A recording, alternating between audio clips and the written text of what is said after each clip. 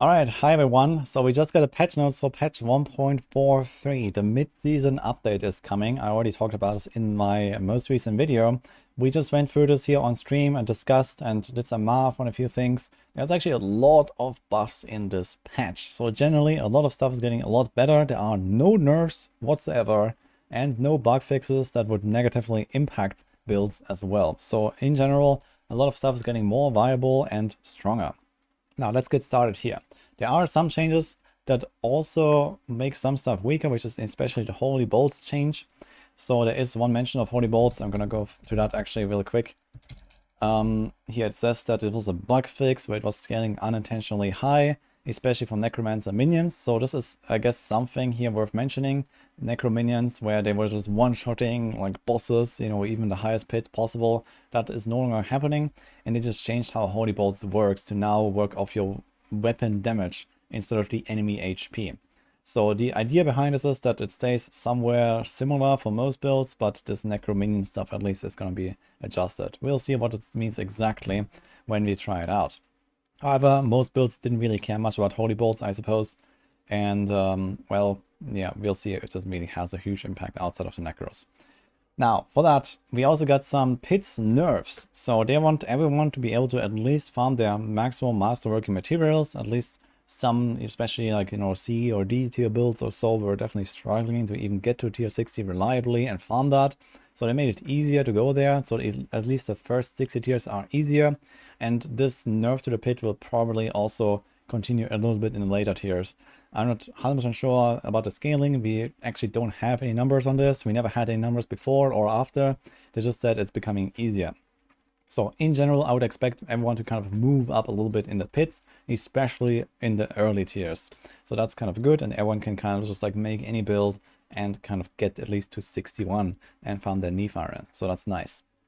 Now, some other big stuff here. We got some uber unique buffs and pretty big ones. Andariel's plus 50% damage, and the Poison Nova is now on the enemies. That is insane. Andariel's Rogue is actually something I've been playing a lot in the last week. It's very powerful build, and this will absolutely move into ST now, I believe. So we're going to discuss this, and also the fact that it spawns on enemies makes it more viable potentially for other builds. There might be some action on like Windshield Druids, for example, that already has a lot of the same synergies with Poison. And we'll see, maybe more. I did try some Andariel's Druid stuff the other day. It did not really work out too well, but it could be like some nice extra AoE damage at least in that case. But for rogues, this is crazy good. So Andariel's might rival Heartseeker. At very least, it will probably be the best rogue build in, you know, the current version of the game if they ever fix Victimize double dipping. So that's my expectation at least.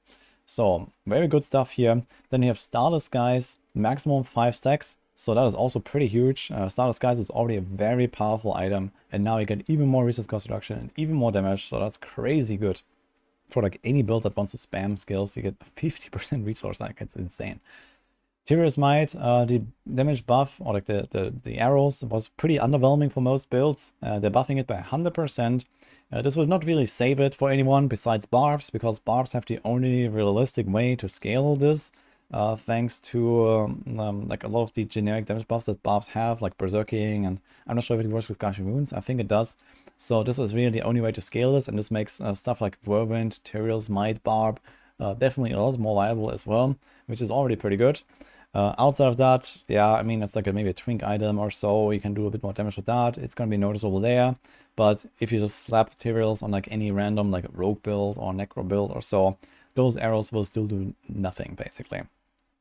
And they're changing paragons. So the bonus stat requirements per board goes down from 90 to 60. So in case you're not aware of this, every time you add an extra paragon board, the stat requirements increase with the number of boards that were already attached.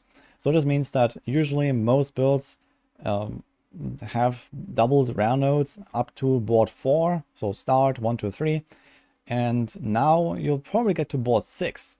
And that means you just got a bunch more like small nodes, and you maybe want to redo the order of your boards or so a little bit. So some small little bonuses here that can be helpful. That is definitely nice. Now for the classes, we have a lot of buffs to Druid boons and the sacrifices for Necros. So they buffed the minions in this patch at the season start, and now they're buffing the sacrifices again. So it's kind of interesting.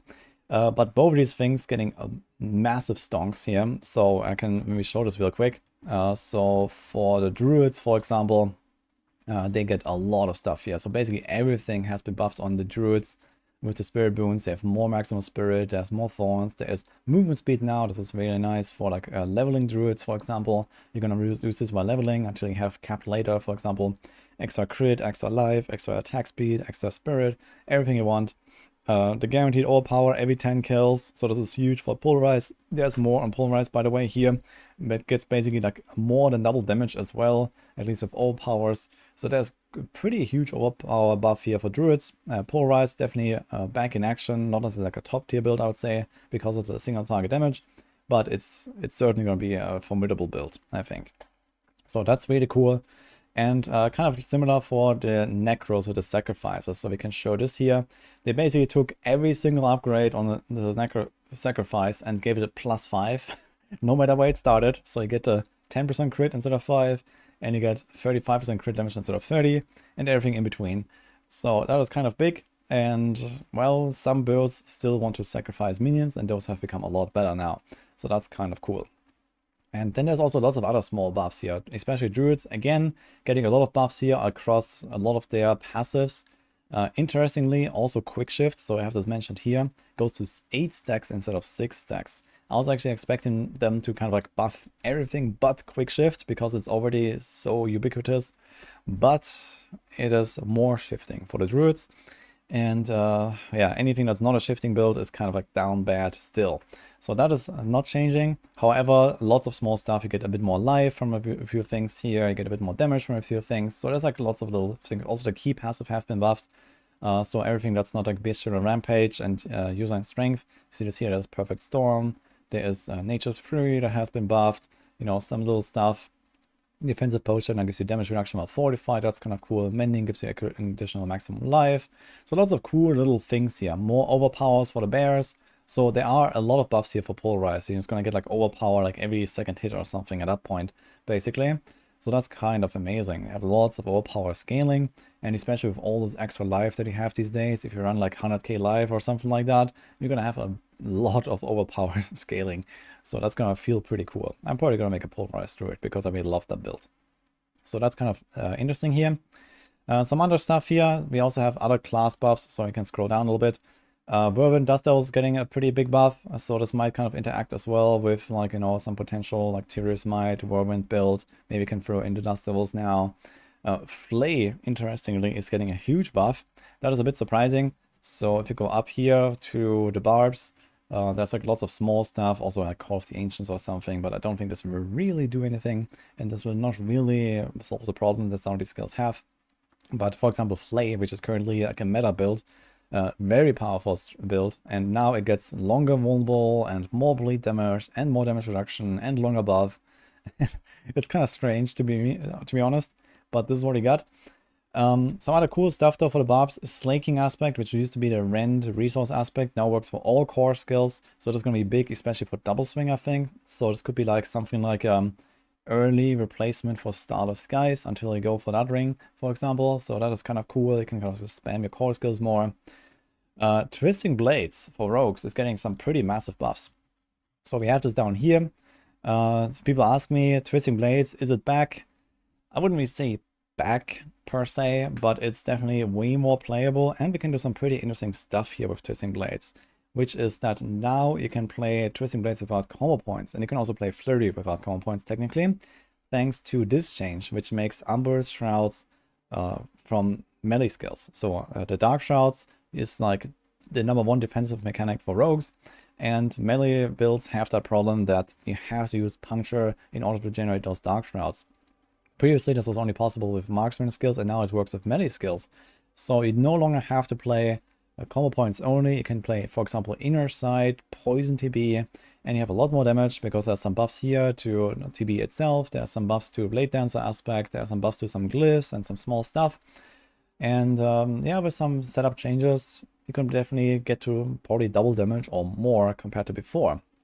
Now, does it make it really good? Not necessarily, but it might be some B tier build or so.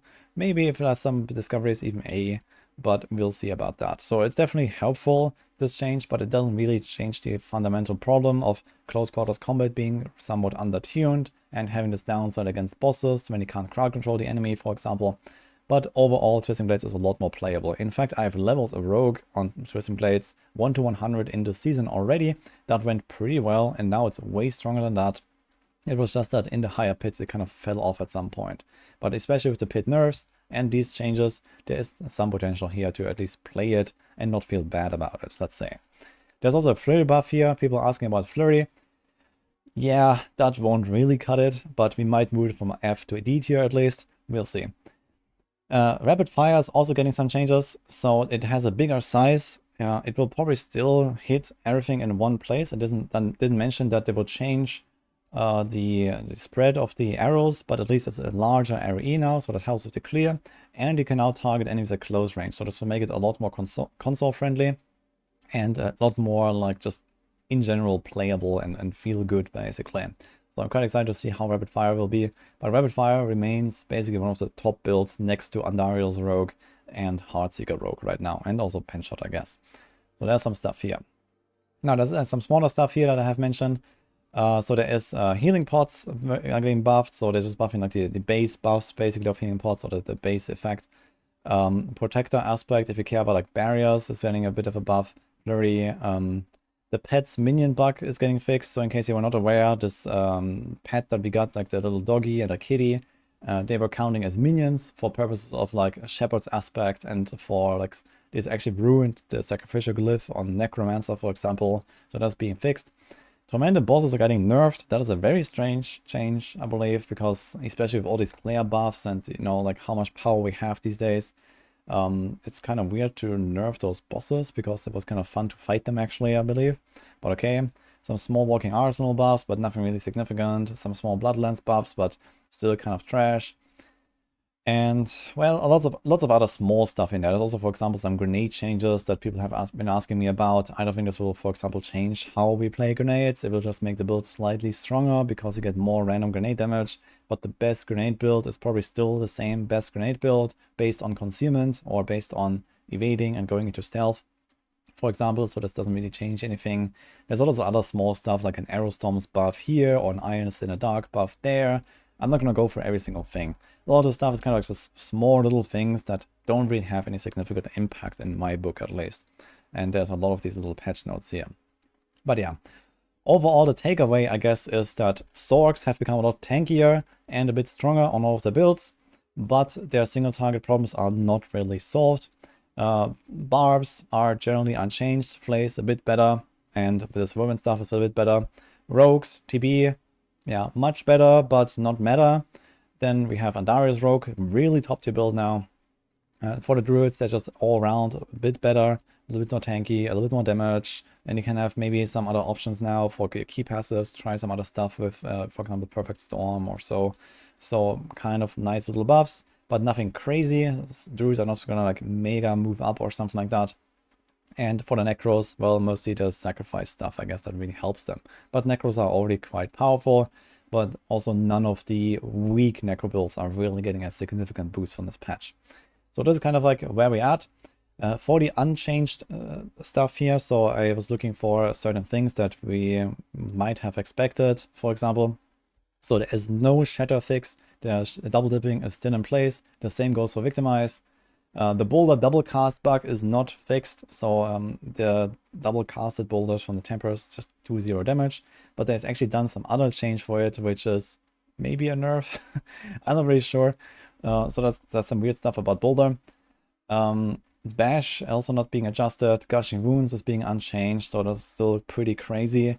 Perma Flame Shield is not changing. And in general, the pit monsters versus boss scaling is unchanged. So it seems like they just made pits generally easier, but they didn't change specifically, for example, boss HP. So those are still going to be long boss fights for many builds. And same here, like we don't have any like extra tools for single target damage or something like that on any of our builds.